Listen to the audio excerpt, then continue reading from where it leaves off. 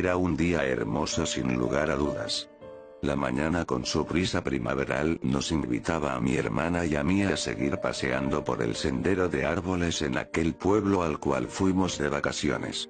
Ella con su sombrilla rosada exaltada recogía flores junto al sendero de árboles, yo en cambio me había sentado sobre un tronco para dibujar en un blog de ilustraciones parte del paisaje.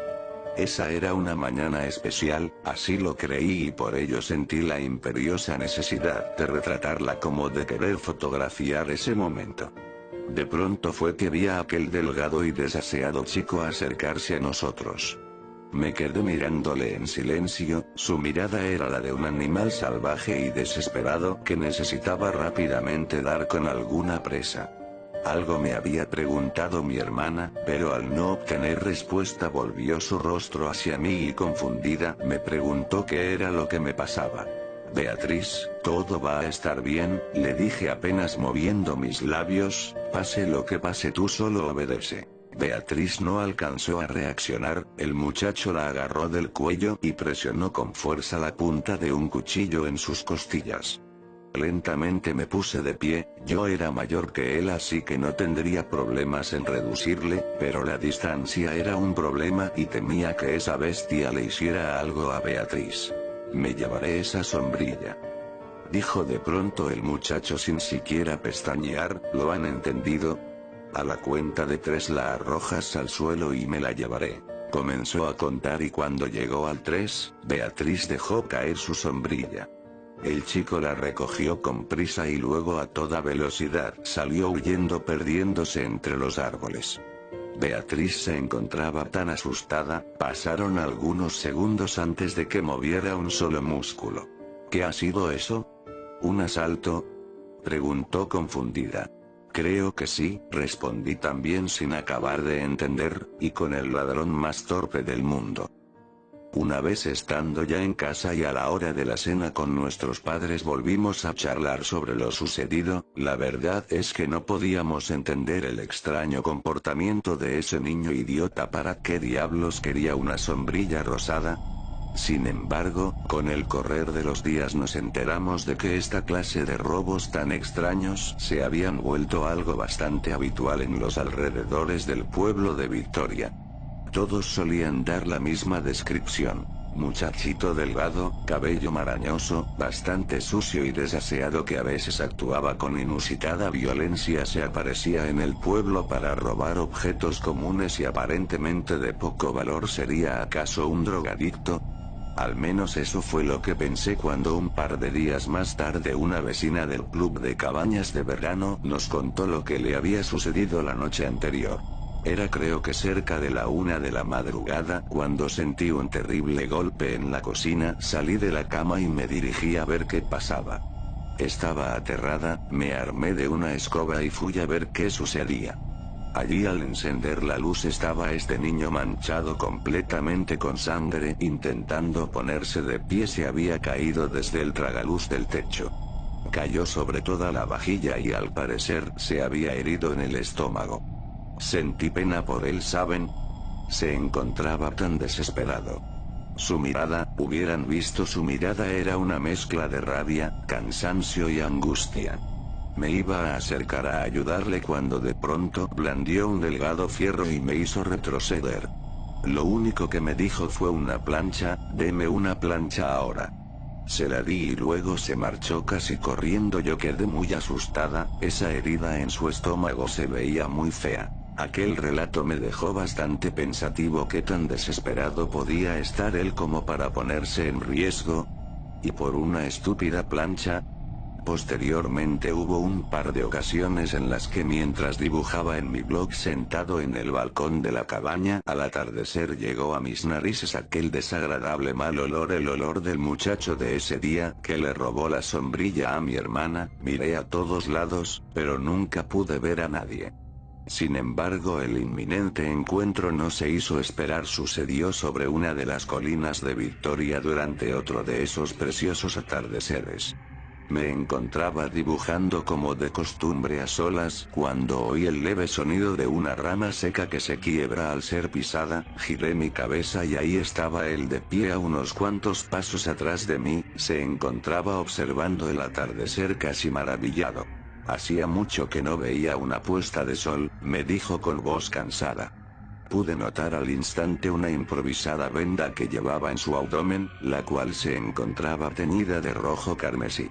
Escucha, no quiero hacerte daño, le dije, creo saber quién eres. Los veraneantes y la gente del pueblo hablan de ti como si fueras un mito urbano. Que te robas cosas. ¿Tienes problemas con las drogas? No. No me respondió. Continuaba observando el anaranjado cielo mientras sus cabellos eran acariciados por una brisa repentina. Mira, insistí, puedo ayudarte, mi familia es de dinero, podemos llevarte a un hospital. Esa herida se ve muy fea, ¿no crees? De pronto del bolsillo de su pantalón sacó un revólver y sin medir mayores consecuencias me apuntó directo a quemarropa. Ese blog de dibujo lo necesito, me dijo y estiró su mano izquierda. No entendía lo que pasaba, al parecer no me estaba escuchando y no podía razonar con él. Sin embargo, la idea de desprenderme de mi blog era terrible, en él había trabajado casi todo el año, no podía entregárselo a un drogadicto idiota. ¿Has escuchado lo que te dije recién? Tengo dinero, puedo dártelo, pero por favor no te lleves este cuaderno de dibujo. Como respuesta obtuve una mirada cargada de nerviosismo y de locura. Nuevamente levantó el revólver, estaba dispuesto a dispararme, a jalar el gatillo y todo por un miserable blog de ilustración. Finalmente cedí y le arrojé el blog a sus pies. El chico lo cogió y lo observó con detención por unos segundos. Acto seguido tosió y escupió un poco de sangre para luego marcharse del lugar corriendo con cierto grado de dificultad. Yo me quedé de una pieza, no sabía qué hacer, era mi blog de dibujo, mis trabajos, todo perdido. Opté por dejar pasar un instante y luego ir tras él. Le seguí por cerca de 20 minutos y durante el trayecto pude ver que se detenía con frecuencia para recuperar el aliento. Sin duda se encontraba muy mal físicamente y la herida en su estómago era ya un riesgo vital. Llegamos finalmente a una casa bastante rústica y descuidada. Me acerqué sigilosamente y miré por una de las ventanas justo en el momento exacto para darme cuenta que el muchacho descendía a un sótano. Tras una breve y cautelosa inspección me aseguré de que no hubiera nadie más en el inmueble, así que armado con un palo que encontré me metí a la casa con la intención de averiguar qué sucedía y recuperar mi blog de dibujo. Una vez adentro, peldaño a peldaño, bajé con mucho cuidado y noté que el sótano se encontraba iluminado por unas llamas, probablemente provenientes de una chimenea. Mientras descendía pude escuchar un extraño sonido robótico y luego de ensamblaje similar al de las maquinarias pesadas. Llegué finalmente a la planta baja y pude ver a aquel chico recostado, descansando sobre un montón de almohadas y mantas. Frente a él se encontraba un extraño dispositivo mecánico que por sus proporciones me recordaron a un refrigerador, mas este tenía cientos de circuitos y cables rodeándole por un esqueleto metálico que arriba terminaba en una cabeza humana. Bueno, al menos eso es lo que sugería, pues no pasaba de ser una forma redonda, cubierta con silicona color piel, la cual estaba llena de cicatrices y abolladuras. El muchachito solo contemplaba en silencio las llamas de la chimenea que se encontraban junto a él cuando algo inexplicable le hizo mirar hacia donde yo estaba. ¿Pero qué demonios haces aquí?, me preguntó asombrado. Te he seguido, le contesté aflojando el palo que traía conmigo. ¿Me dispararás por eso? El chico no contestó, solo volvió a depositar su mirada en las figuras sorprendentes que pueden llegar a tener las llamas de una chimenea. No he dejado de escupir sangre, me dijo de pronto rompiendo el silencio. Tengo tanto frío, me alegro de que estés aquí. Observé a mi alrededor y me di cuenta de que a un costado del sótano había una caja llena de cosas como juguetes, sartenes para cocinar, ramos de flores, etc. Sin comprender nada de lo que sucedía, avancé un paso hacia el malherido chico. ¿Qué es lo que sucede?, ¿Qué es este robot? Pregunté. No sé qué decirte, un amigo me presentó esta máquina y paradójicamente lo hizo justo antes de morir, igual que yo ahora. El muchacho se quedó en silencio contemplando la peculiar maquinaria que a ratos emitía una leve y suave vibración. ¿Pero qué es? ¿Qué hace? Pregunté confundido. Joder la vida, eso es lo que hace. Arruina la vida de todos quienes la conocen ahora. Tú debes hacerte cargo de ella, júrame que lo harás. Enmudecí al ver la desesperación de aquel extraño y desconocido chico, quien aún estando muy malherido se había incorporado en su lecho y me sujetaba firmemente del brazo izquierdo. Esta máquina controla a los seres humanos, confesó finalmente, cada cierta cantidad de horas pide algo, si no se le entrega hace desaparecer a miles de personas alrededor del mundo de manera inexplicable. Es por ello que todos los años se pierde tanta gente. ¿De qué demonios estás hablando? Pregunté perplejo. Jeje, esa fue la misma reacción que tuve yo, dijo el muchacho sonriendo a la vez que escupió al suelo un poco de sangre. Bueno, te lo diré una vez más, y esta vez asimílalo pronto y de una buena vez, porque tú te harás cargo de este armatoste de ahora en adelante. No tengo idea de dónde vino a parar esta máquina, ni de cuándo o quién la construyó. Lo único que sé es que al sonar una irritante alarma, se forma la palabra de algún objeto en esa pantalla que tiene bajo el recipiente de acero. Después de que la palabra se ha formado hay un lapso de 3 horas para conseguirle el objeto que pide. Si no lo obtiene hace desaparecer a cerca de 90.000 a 100.000 personas al mismo tiempo. Pueden ser personas de cualquier edad, país, raza, etc. En la misma pantalla donde se forma la palabra del objeto requerido luego arroja la eterna lista con los nombres de las personas que han sido borradas del mapa. Lo último que me pidió fue un blog de dibujo. Retrocedí espantado un par de pasos. Esto es imposible. ¿Por qué no la destruyes y ya? Porque si se destruye, automáticamente elimina a todos los seres humanos de la faz de la Tierra. No puede ser real, no puede ser verdad. Exclamé aterrado en ese punto. Estoy a punto de morir, por favor tú hazte cargo de este armatoste, jamás lo destruyas y concédele todo lo que te pida. No puedo, no lo haré. Contesté de forma enérgica. Debes hacerlo, por favor, dijo el muchacho tosiendo, la máquina te reconoce como su nuevo dueño. ¿De qué hablas? Te repito que no lo haré. Debes hacerlo. No sé qué clase de ingeniería sobrenatural la ha construido, pero tú al seguirme sellaste tu perdición tal como yo desperdicié mi vida atendiendo los caprichos de esta máquina. Al terminar la oración, el muchacho dio un último y terrible quejido lastimero para finalmente morir quedando con sus ojos abiertos observando la nada misma. Bastante asustado me acerqué al cuerpo de muchacho y comencé a moverlo para intentar hacerlo reaccionar, sin embargo ya era inútil, aquel chico había muerto. Tras permanecer unos instantes arrodillado junto al cuerpo, me puse de pie y me acerqué a examinar aquel enigmático robot maldito. Por ningún lado se divisaba algún cable que sugiriera una posible conexión eléctrica, tampoco había compartimento para baterías o algo similar, pues su lado posterior era plano y uniforme. Tampoco había evidencia alguna de ensamblaje, ya sean tornillos, tuercas o separaciones de alguna clase.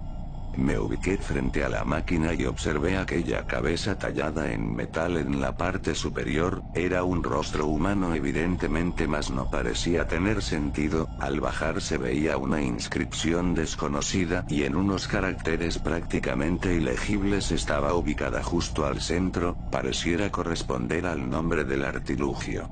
Un poco más abajo sobresalía un recipiente de acero, que era el lugar donde se arrojaban los objetos que la máquina pedía, y más abajo estaba la peculiar pantalla electrónica por la cual el robot se comunicaba. En silencio oía aquella enigmática vibración que producía el armatoste, a veces subía y bajaba de intensidad, pero eso pocas pistas daba como para encontrar un método para deshacerse de él sin que todo el mundo desapareciera. Analizaba todas mis posibilidades y estaba decidido a encontrar una solución. Debe haber una manera, me dije mientras examinaba la máquina. Y en aquel momento un mensaje apareció en la pantalla del robot escrito con letras verdes tras un fondo negro, el mensaje era no, no la hay. Tras leerlo no supe qué hacer, el miedo me bloqueó y me impidió reaccionar, hasta que pasado unos minutos logré controlarme y la posibilidad de mantener una charla con la máquina se me vino a la mente. ¿Me conoces?, pregunté. Claro que te conozco. Conozco a todo el mundo. Incluso a todos los bebés que están naciendo. Y por nacer. Abismado y sorprendido por tal respuesta, formulé otra pregunta. ¿De dónde vienes? ¿Quién te ha construido? Respuesta denegada. Me quedé perplejo, simplemente no podía creer lo que estaba pasando, solo sabía que todos corrían peligro, incluso yo. Dime qué ocurre si te destruyo. Si me destruyes, todo el mundo desaparece al instante. ¿Pero por qué debo ser yo? ¿No puede encargarse otro de ti?, pregunté al borde de la ira y la desesperación. Debes ser tú. ¿Por qué? ¿Por qué debo ser yo y no otro? ¿Qué tengo yo que no tenga alguien más?, insistí de forma exasperada. Porque tú estás condenado.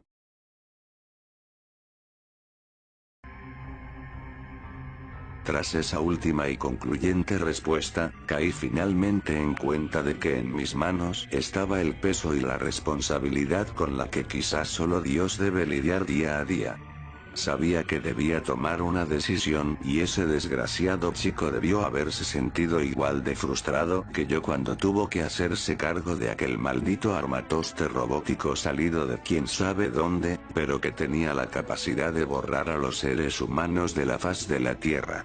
Solo y sumido en la más terrible y profunda reflexión a la que una persona puede ser sometida, me arrodillé frente a la máquina asumiendo que mi vida se había destruido por completo. De fondo solo podía escuchar el crepitar de las llamas en la chimenea aún encendida y aquella maligna vibración que producía el robot. A veces cuando el cielo se vuelve rojo y la brisa se pone fría puedo oír la voz de Beatriz susurrando mi nombre con tristeza. A veces cuando se acerca la noche y el sol se retira a descansar los habitantes de Victoria me ven deambulando por sus bosques.